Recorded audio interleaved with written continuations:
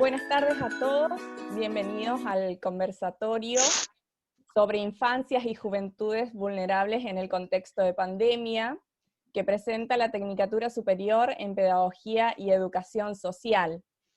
Bueno, este equipo está conformado por las estudiantes Carolina Delfino y Élida Pérez, y por las profesoras Ivana Alfonso y quien les habla, Vanessa Calgaro.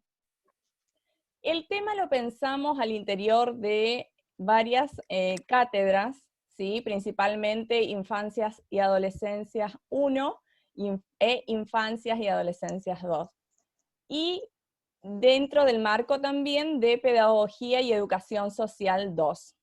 Nosotros pensamos este tema relacionado justamente al contexto de pandemia en el cual se encuentran toda la sociedad, ¿no? Todo nuestro país, pero pensando en dos franjas etarias como son las infancias y las juventudes, dentro de un marco, por supuesto, de temas dentro de la tecnicatura y de estas unidades curriculares en particular. Invitamos a que puedan presenciar este conversatorio que está basado en dos tópicos fundamentales, que están planteados a modo de interrogantes para poder generar los puntos de vista, los encuentros, las diferencias de opiniones, y poder también visualizar diferentes aspectos que hacen a esta problemática o a esta situación y a este contexto. Estos tópicos son: ¿cuál es la realidad actual de los niños y jóvenes en contexto de pandemia? ¿De qué modo se visibilizan los roles del adulto u organizaciones sobre revalorizar las infancias y las juventudes? Bueno, vamos a iniciar este conversatorio y vamos a plantear justamente nuestros puntos de vista, los abordajes que hemos realizado al interior de cada cátedra. Bien. Bueno, yo creo que en primer lugar, comenzando con el primer tópico, creo que hay que replantearnos varias cuestiones, ¿no?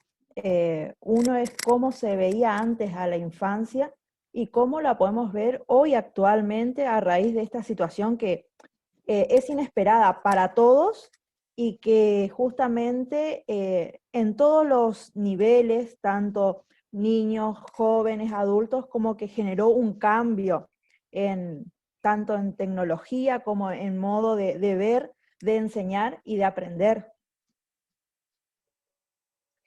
Yo creo que Es como que todo el generalmente hoy... tiempo, Ah, sí, perdón. hablar Macara. Es que como que todo el tiempo tenemos que estar improvisando. ¿Respecto de qué? Poder mirar, creo yo, más que nada al sujeto, si bien ya se lo veía en otro aspecto, en un aspecto de vulnerabilidad, hoy en día es como que hay que enfocarse más en esos aspectos, tanto económicos, sociales, educativos y demás, que afectan tanto a este infante como al adolescente en sí. Si bien por ahí se está dando mucho que en las noticias se da como que hincapié a lo que es el adulto mayor o la infancia en sí, por ahí también se deja de lado un poco a lo que es los jóvenes, hoy en día por lo menos. Totalmente. Claro, cuando hablamos de vulnerabilidad tenemos que ver esta cuestión de los diversos factores en los cuales hoy se encuentran vulnerados estas dos franjas etarias, ¿no? Factores, como decía Eli, acerca de lo económico, lo cultural, lo social, lo familiar, y principalmente hacemos foco en la educación, ¿no? Por supuesto que desde la pedagogía y educación social nosotros miramos a la educación desde un ámbito no formal. Pero ¿qué sucede hoy y de qué manera se vulneran los derechos de estos jóvenes y niños en el plano educativo? Más que nada Sí, creo que en esas... más allá de lo básico, como de lo fundamental, que empiece ya de lo educativo, que más allá que ya pierden por ahí lo que es el ciclo lectivo o la manera de ese proceso de enseñanza y aprendizaje y cambió la forma de darse hoy en día, y cómo a partir de eso, el cierre de la escuela, contraen otras problemáticas sociales también. Hay que, desde una educación que era presencial, hoy en día ya pasa a ser todo por virtualidad, o sea, hacer uso de las nuevas y viejas tecnologías. Como que hay que reversionarse en ese sentido. Y el Totalmente. foco cambió porque, digamos, estaban acostumbrados a aprender en conjunto con sus pares, en una interacción, digamos, más de lo emocional, y hoy en día es como que se encuentran solos en sus casas, pero acompañados solamente del vínculo familiar, que eso también genera, digamos, una nueva mirada de ese niño, adolescente también, en cuanto a un futuro, digamos, cómo se volverá a relacionar con sus pares cuando esto pase más que nada, ¿viste? Que tampoco es como algo incierto porque no sabemos cuánto tiempo vamos a seguir de esta manera. Totalmente. Y pensar también qué otras problemáticas que seguramente se daban en diversos planos antes de la pandemia, pero en un documento de UNICEF se planteaba acerca de las problemáticas que hoy se profundizaban, digamos, en relación al niño principalmente. Y allí es cuando posamos la mirada sobre ese sujeto vulnerable. Y que no deja, por supuesto, si bien ese documento hablaba de la niñez, no deja de, digamos, no podemos dejar de lado al joven, ¿sí? Este joven que también se va a encontrar atravesado por múltiples factores, y pensar, ¿no?, en esas características que tiene el joven y de qué manera repercute esto de realizar una cuarentena, de no tener los espacios, ¿no?, en los cuales se desarrolla un joven en la cotidianidad. Sí, Caro. Porque la adolescencia pasa más por lo social, por la sociabilización, pasa más por afuera de la casa que por dentro. Y en este contexto de pandemia, ellos están atravesando este encierro como una gran problemática para ellos, porque muchas veces ellos no quieren tener un diálogo con los padres y buscan ese diálogo o esa salida con gente de afuera. Pasa más por la sociabilización secundaria, su vida. Totalmente, ¿no? Esto del refugio en el grupo de pares. Sí, Elia. Sí. No, como habíamos visto con Caro un video de Liliana González acerca de los jóvenes y demás, que generalmente la vida del adolescente o del joven en sí se da afuera de la casa, ya sea con sus amigos, con sus pares, con sus novios, sus novias y demás, a la salida de un boliche, a tomar mates con sus amigos y demás. Y más allá de eso, tampoco no estaban tan acostumbrados a estar encerrados las 24 horas con sus padres, más allá de que también el día de hoy hay ciertas ventajas y desventajas también acerca del mismo. Hay chicos o jóvenes que quizás querían compartir más con sus padres y hoy en día sí lo están haciendo. Tienen más tiempo de compartir, de charlar, de dialogar, sería tener más en cuenta aquellos aspectos, tanto lo social como lo emocional, en la construcción de su subjetividad, sí, su subjetividad y demás acerca de este adolescente. Totalmente. Y También refiriéndolo a los niños, disculpe, profe, sí, que refiriéndolo a los niños, la necesidad de ellos del movimiento es fisiológica también. O sea que es una necesidad muy importante estar en movimiento. ¿Cómo abordar esa problemática en los niños de que no puedan ir a las plazas, no puedan salir? Que es importante para su construcción cognitiva. totalmente, ¿no? Pensábamos en encuentros anteriores acerca de los niños que no tienen espacios en sus hogares, ¿no? Pensar en un sujeto que vive en un lugar, digamos, pequeño, sin lugares que pueda generar esto de los juegos. Bueno, allí está, digamos, planteado, o se puede pensar, ¿no?, ¿qué puede realizar el adulto para contener a este sujeto? ¿sí? Porque hablamos, ¿no?, de vulnerabilidad y pueden ser distintos aspectos. Entonces, ¿de qué manera el rol del adulto debe estar presente para poder afrontar, ¿no?, esta realidad? Y también en los trabajos hemos abordado mucho, hemos profundizado en esta cuestión que tiene que ver con los derechos y los deberes, ¿sí? Los derechos del niño y los deberes. ¿Cuáles son los derechos que se respetan? ¿Cuáles son los derechos que se vulneran? ¿Y cuál es el rol del Estado o de aquellas organizaciones que tienen ese papel importante de poder también brindar alguna respuesta ante estas cuestiones? Como decía usted, profe, en cuanto a aquellos derechos que son vulnerados, ya sea a la educación, a la alimentación, a la higiene, o a tener un espacio adecuado para un desarrollo íntegro y demás, yo creo que más allá de que ya muchas veces está, pero por parte del Estado, o se lo deja como que, si bien son sujetos de derecho aquellos niños, niñas y adolescentes, por ahí es como que no se le tiene en cuenta a la hora de poder hacer valer esos derechos y deberes que tienen.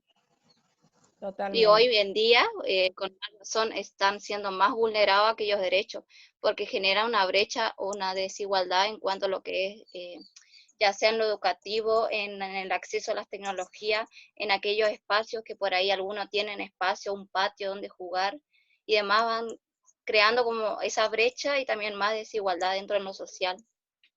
Totalmente.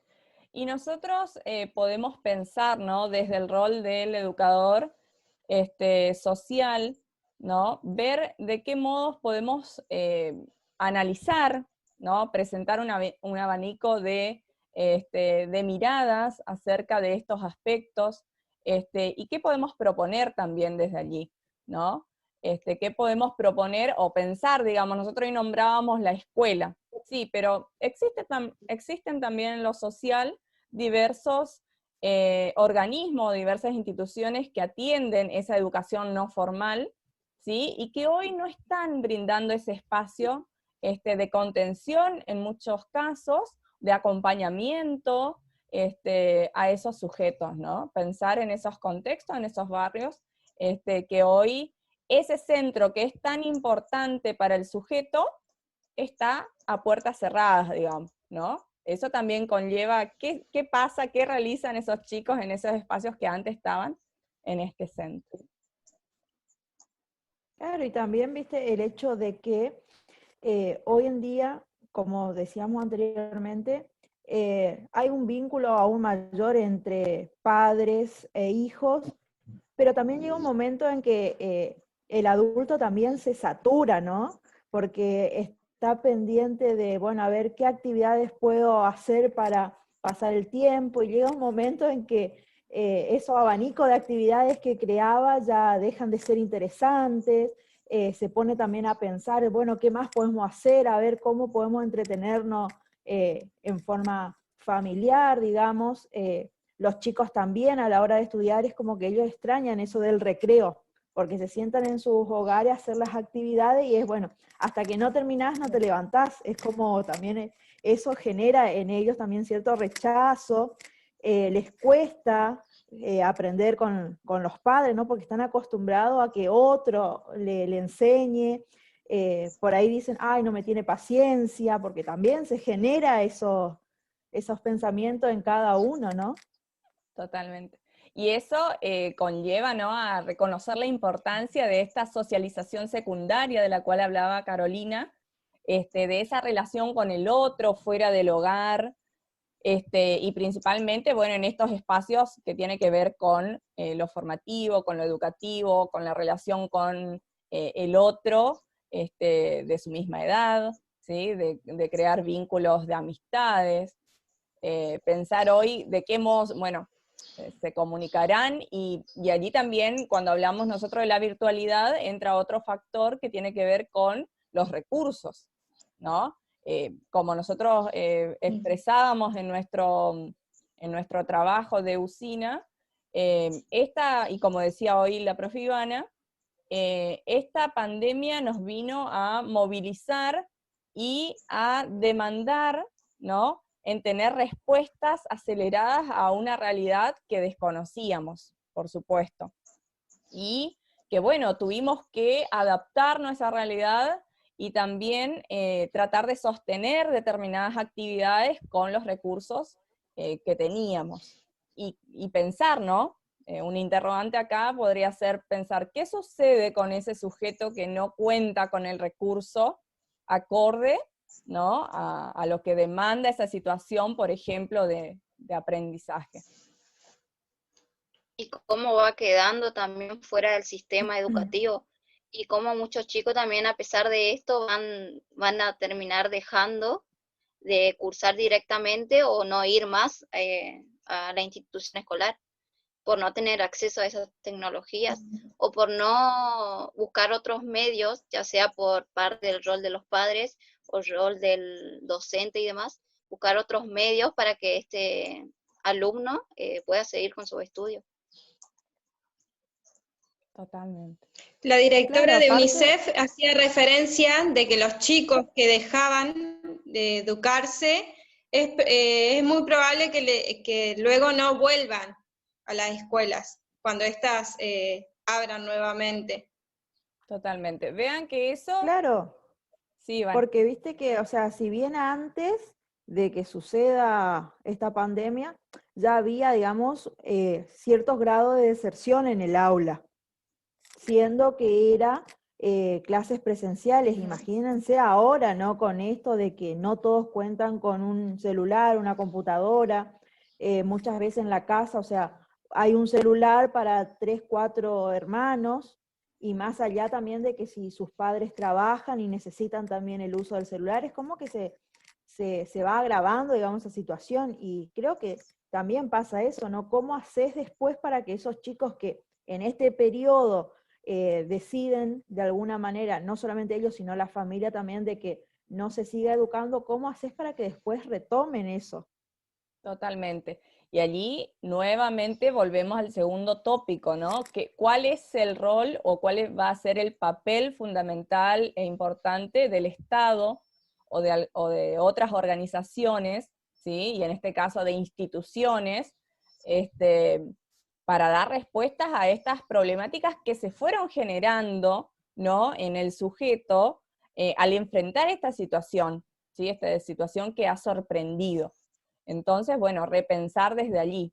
Y bueno, también ese lugar, como hablábamos al interior de las cátedras, también ese lugar es para pensar qué puede aportar el pedagogo y educador social cuando este modo de trabajo cambie, ¿sí? Y cuando vuelvan, ¿no?, estas otras instituciones de la educación no formal a estar en actividad, dando respuestas a lo que brindaba, digamos, antes de la pandemia, ¿sí? Entonces, bueno, también posicionarnos y poder analizar y realizar una crítica constructiva y que pueda también permitirnos eso, formarnos, ¿no? Seguir formándose, y partir de allí para una posible intervención.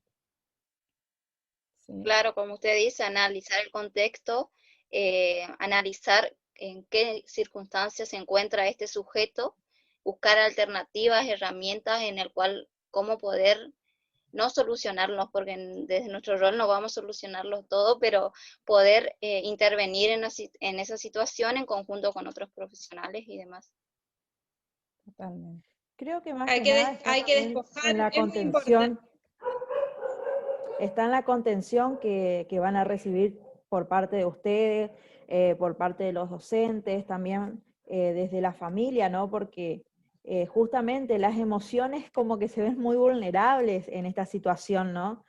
Muchos chicos pasan por diferentes situaciones ahora, ¿no? De frustración, miedo, porque también, digamos, los medios de comunicación hacen un poquito de abuso respecto a medidas de precaución y demás, y genera, digamos, en el otro ese temor, ¿no?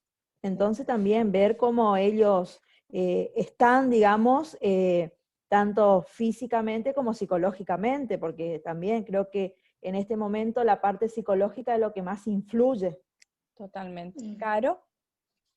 No, que decía que hay que despojarse de las subjetividades y tener otra mirada, como usted decía, profe, no crítica de criticar, sino de poder solucionar los problemas, de acompañar con todo lo que ello implica, ¿no? El acompañamiento, de escuchar, reflexionar sobre la situación de cada uno. Totalmente. Todo eso. Perfecto. Sí, es una realidad que nos invita a todos a pensar y también a poder poner en práctica la empatía, ¿no? En estos tiempos que corren. Y más aún donde esta pandemia, ¿no?, exige al sujeto que los cuidados que uno tiene que tener también va a repercutir en el otro. Por eso es que nosotros planteamos, ¿no?, y volviendo a nuestro sujeto de análisis, planteamos la mirada que tiene que tener el adulto sobre ese sujeto, ¿sí? Sea el infante o sea el joven, ¿sí? Entonces, ¿qué mirada debemos tener? ¿Qué rol debemos desempeñar? ¿Cómo se debe posicionar el adulto que es el responsable de este niño y de este joven? ¿Sí? Hacíamos referencia a Liliana González, justamente posando la mirada en la responsabilidad que tiene el adulto respecto a los infantes y a las juventudes. Porque si no Y como pueden... sociedad, Sí, sí, ah, Eli. Sí, Eli. tanto en lo personal como también en lo colectivo, tanto en la sociedad en sí, que tenemos que ser más empáticos, más solidarios hoy en día, poder pensar que tenemos que cuidarnos y así también cuidamos a los demás, que esa responsabilidad es de todos y que creo que a nadie nos gustaría tener un ser querido y demás que esté pasando por esta situación, pero si no nos cuidamos, eh, al final es como que nosotros mismos estamos buscando eso, o sea que hay que ser empáticos, solidarios y desde el acompañamiento siempre, obviamente. Totalmente. Caro, ¿alguna Sí, otra no, y forma? aparte que viste que hoy en día, digamos, es como que se está usando mucho la palabra empatía, pero creo que no todos lo aplican como corresponde, ¿no? Son muy pocos los que realmente se detienen y piensan un poquito en el otro, ¿no? Y eso no va solamente en el ámbito educativo, sino con respecto a cuidados también, ¿no? Vemos que no todos, por ejemplo, toman las medidas correspondientes a la hora de salir, de hacer actividades y demás, y eso también es como que uno se plantea, ¿no? A ver, si yo me cuido, ¿cómo puede ser que la otra persona no lo haga? Y si después, a raíz de eso, se genera que esto siga creciendo, digamos, como que también uno llega a un momento en que empieza a decir, bueno, a ver, no puede ser que sea yo el que ponga todo de mi parte y no el otro. Es como que esas cuestiones también hay que tener muchas consideraciones y también ser un poquito más consciente, ¿no?, de los actos de cada uno, porque eso también es lo que hoy ya no, ya pasamos a tener, digamos, una prevención más desde lo social y donde todos tenemos que ser partícipes y aportar, digamos, para que esto en algún momento, digamos, se logre culminar y bueno, y que todas podamos volver, digamos, a una rutina que, que a todos, digamos, de alguna manera nos sirve, ¿no? Porque justamente en el ámbito educativo la rutina es como que lo que más le ayuda a los chicos, ¿no? En esa interacción con el otro, aprender, jugar, porque no es lo mismo, digamos, jugar solos en la casa, como que siempre le va a faltar algo, ¿no? Sí, totalmente. Caro, para ir cerrando por nuestro Bueno, tiempo. solamente que como, desde mi rol como futura pedagoga y educadora social, tener en cuenta que es muy necesario divulgar la ley 26.061, hacer propaganda sobre ello, que los niños son sujetos de derechos y tener muy presente eso. Totalmente, totalmente. Así como sujeto de derechos, también sujetos de deberes, ¿no? de obligaciones. Exactamente. Sí. Bueno, en realidad este tema da para charlar durante toda la tarde. Tenemos que tener en cuenta nuestro tiempo y por supuesto que invitamos a nuestros oyentes y tanto de carreras técnicas, de nuestra carrera principalmente y de las demás carreras técnicas, también a sumarse a las carreras docentes a poder analizar sobre este tema que es nuestro sujeto central, ¿no? El infante y el joven, el niño y el adolescente. Si bien nosotros hemos abordado varios puntos que tienen que ver con los derechos, con las obligaciones, con este contexto de pandemia y con la situación actual, desde autores o desde nuestras miradas en este conversatorio, por supuesto que quedan abiertos a poder seguir analizando y charlando sobre este tema, que es algo que se observa en lo social, en nuestra realidad, en este contexto, y que nos invitan a poder plantear interrogantes y, ¿por qué no?, a dar las respuestas. Así que muchísimas gracias a todos los que nos han oído en este conversatorio, y bueno, agradecemos desde ya, desde este equipo. Gracias. Gracias a las chicas también porque ellos, digamos, se sumaron a esta propuesta que quizás para otro hubiese sido un desafío mucho más importante y ellas con total, digamos, pudieron aceptar y vieron que no era nada difícil y que pudieron aportar también su mirada, que es lo que buscamos, ¿no? De mi parte también muchísimas gracias por la invitación, porque más allá de eso me parece una linda experiencia para ir sumándome a estos temas de debate y demás. Me gusta la experiencia.